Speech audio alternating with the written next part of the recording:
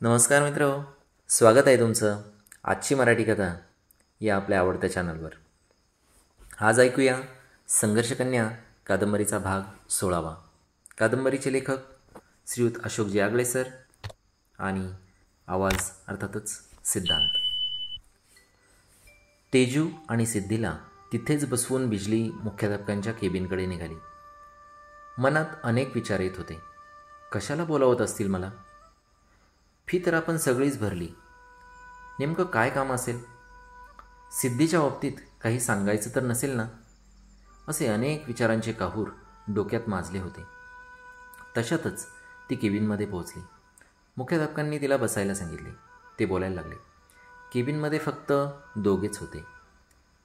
हे बघा बाई, आता 10वीचं वर्ष आहे सिद्धीचं. तुमच्या सिद्धीला अनेक वेळा समज दिली आम्ही, पण अभ्यासाव्यतिरिक्त इतर बाबींकडे जास्त लक्ष आहे तिचं. मला काय बोलायचं आहे ते तुमच्या लक्षात येतं आहे ना? तर ते तुम्ही समजून घ्या की प्रत्येकाचं वय असतं पहा, पण असं बेफाम होण्याआधी मुलींनी खरं म्हणजे तुमच्या संघर्षाकडे पाहायला पाहिजे. आईवडिलांच्या कष्टाची जाणीव ठेवत नाहीत हल्ली मुली. हॉस्टेलच्या अधीक्षिका, वर्गशिक्षक यांच्याही खूप तक्रारी आहेत. त्यांच्या वागण्यानं इथलं शाळेचं वातावरण खराब होत आहे. तसं म्हणजे आणखी 1-2 मुली आहेत तिच्यासारख्या. तुम्ही तुमच्या पद्धतीने समजावता येत असेल तर बघा. आणि ती छोटी तेजू, अभ्यास चांगला आहे तिचा, पण खोडकर आहे. सतत भांडणं करते मुलांसोबत. तुम्ही आता दोघींनाही घरी घेऊन जा आणि थेट परीक्षेच्या आदल्या दिवशीच इथं सोडा. पुढील वर्षी इतरत्र कुठेतरी प्रवेश घ्या. बिजली ऐकत होती. तिचं डोकं सुन्न झालं होतं. ती उठली आणि तडक बाहेर येऊन दोघांनाही बॅग भरायला सांगितले.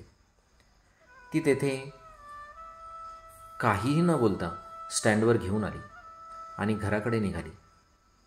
बिजलीला संध्याकाळी शो असल्यामुळे त्यांना घरी पोहोचवून ती शोला जायचे ठरवते. 2-3 तासाच्या प्रवासानंतर त्या तिघीही घरी पोहोचल्या. दोघींना सूचना देऊन घरी ठेवून बिजली धावपळीतच शोसाठी निघाली होती. तिची मानसिक स्थिती आज ठीक नव्हती.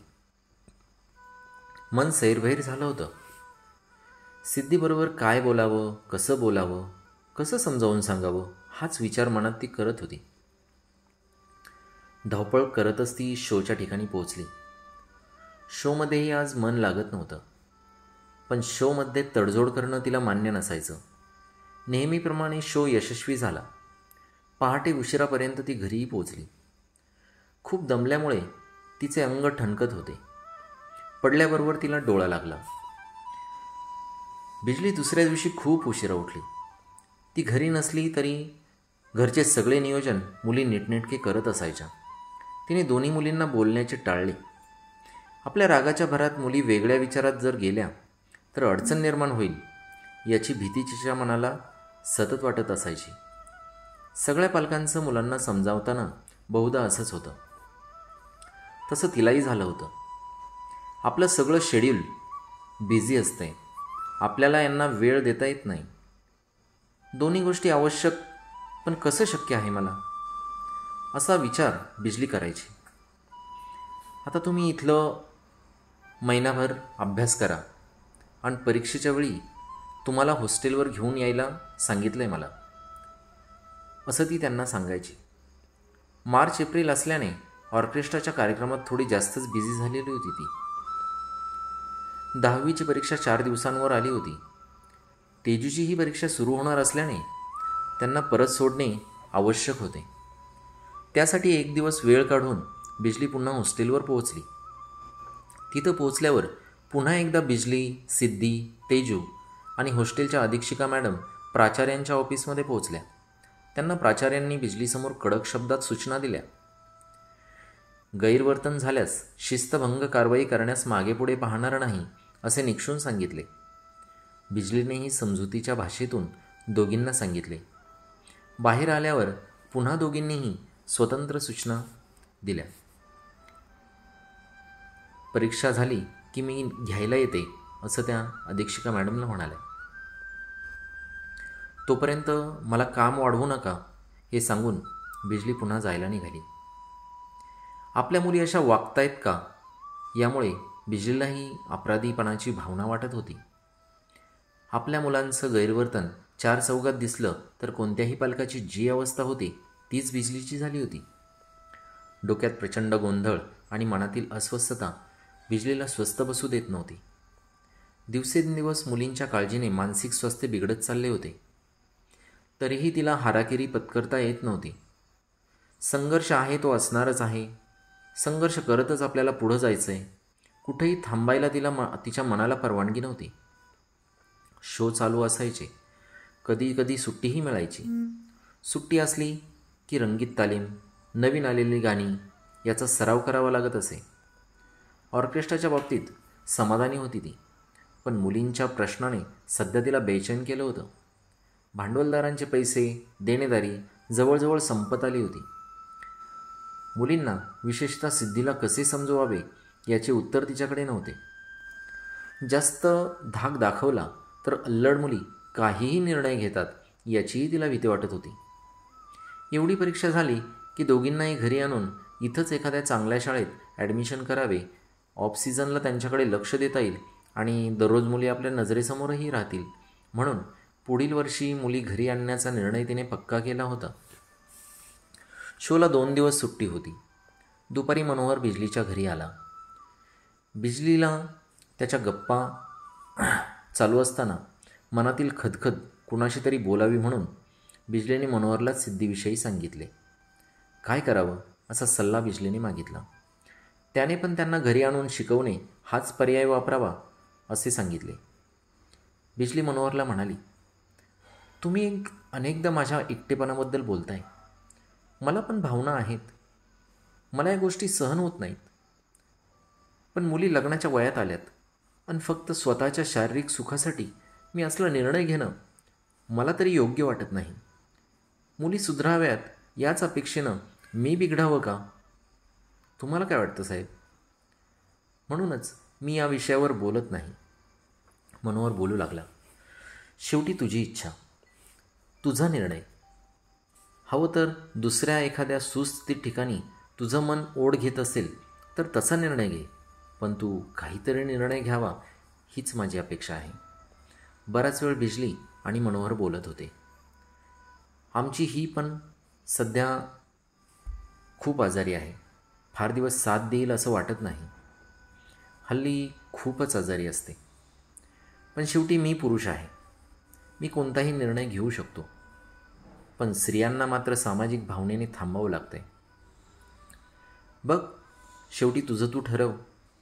आपला ऑर्केस्ट्रा चालविण्यासाठी मात्र मी तुझी साथ कधीही सोडणार नाही.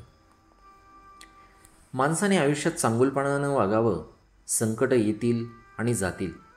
येताना जलद वादळाप्रमाणे येऊन मुंगीच्या पावलानं परततील. त्यासाठी तेवढी मनाची तयारी असावी लागते. सर्व गुण संपन्न कोणी जन्माला येत नाही. त्यातलेच चांगले घेऊन पुढं जात राहायचं. मनोहर कोण, कुठला, पण वेळेवर आपल्यासाठी धावला. तर वेळ आली म्हणून श्याम आपल्याकडे आला. सोनीने कार्यक्रमासाठी मुली उपलब्ध करून दिल्या. तर रोशनी मोठा शो सोडून आपल्याकडे आली.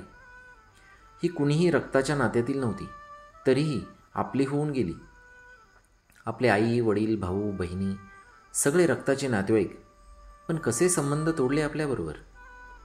एकच चूक केली ना आपण, आवीवर जीवापाड प्रेम केल्याची.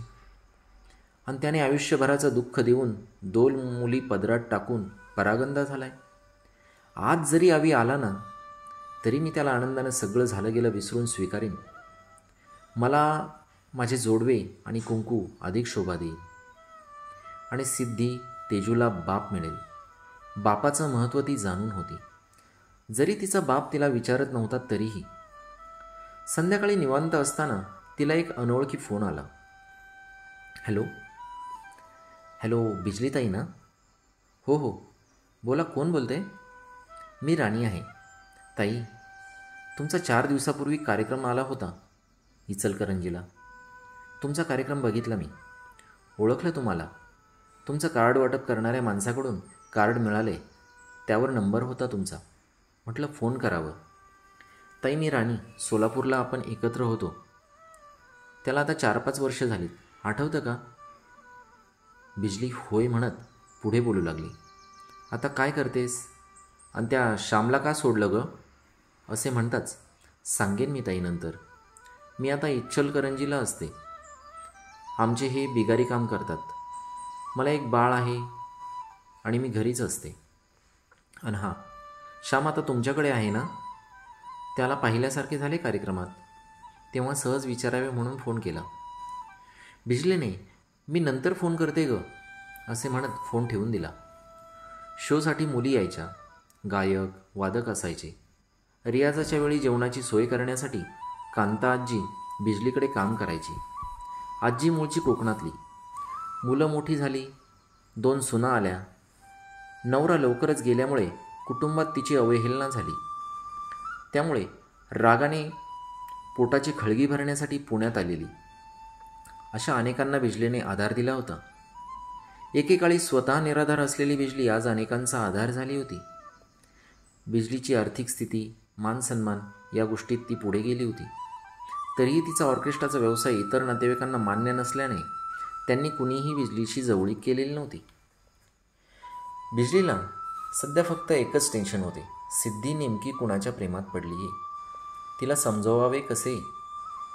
परीक्षा संपायला आता 4-5 दिवस बाकी होते. दोन्ही मुलींची काळजी बिजलीला सतावत असायची. बाकी सगळं ठीकठाक चाललेलं होतं. संसारात प्रत्येकाला आपापला बोजा आपल्या स्वतः घेऊन जायचं असतं, याचा विचार क्षणोक्षणी तिला येत होता. महाराष्ट्रात तिच्या ऑर्केस्ट्राचे नाव झाले होते. बिदागीही वाढत चालली होती. पैसाही मिळत होता. भांडवलदारांचे पैसे देऊन 4 पैसे गाठीशी होते. मनोहरचे पण चांगलं चाललं होतं. बायकोचं आजारपण ही एक चिंतेची बाब होती त्याला, पण त्यालाही चांगले पैसे मिळत होते. एक दिवस कोल्हापूरचा कार्यक्रम संपून रात्री उशिरा आल्यामुळे सकाळी 10च्या सुमारास बिजली अंथरुणातून उठून बसली होती. स्विच ऑफ केलेला फोन ऑन केला आणि फोन खणखणला. Hello hello. समोरची व्यक्ती अगदी खालच्या आवाजात, मॅडम, 1 तास झाला आहे मी तुम्हाला फोन करते. क्रमशः. धन्यवाद मित्रांनो. या कथेचा आनंद ज्या माझ्या मित्रमैत्रिणींना वाचन करून घेता येत नाही, अथवा वाचन करण्यास वेळ मिळत नाही, किंवा वाचन करू शकत नाहीत, अशा सर्वांसाठी ही कथा ऑडिओ स्वरूपात मी सादर करत आहे. सरांना अपेक्षित असणारी भाषा, तशी फेक, तशी इंटेन्सिटी देण्याचा मी प्रयत्न करणार आहे. यामुळं या कथेत स्त्री आणि पुरुषांची जी अनेक पात्रं आहे, त्या सर्वांना मी माझ्याच आवाजात रेकॉर्ड करत आहे. त्यामुळं माझ्या वैयक्तिक मर्यादा आणि क्षमतांचा अडसर आहेच. पण तरीही आपण जे या कादंबरीला भरभरून प्रेम दिलंत, त्याबद्दल आपले मनापासून आभार. असेच प्रेम आणि तुमची साथ मला मिळत राहील, हीच मनापासून प्रार्थना. धन्यवाद. Stay healthy, stay happy, stay tune. Bye.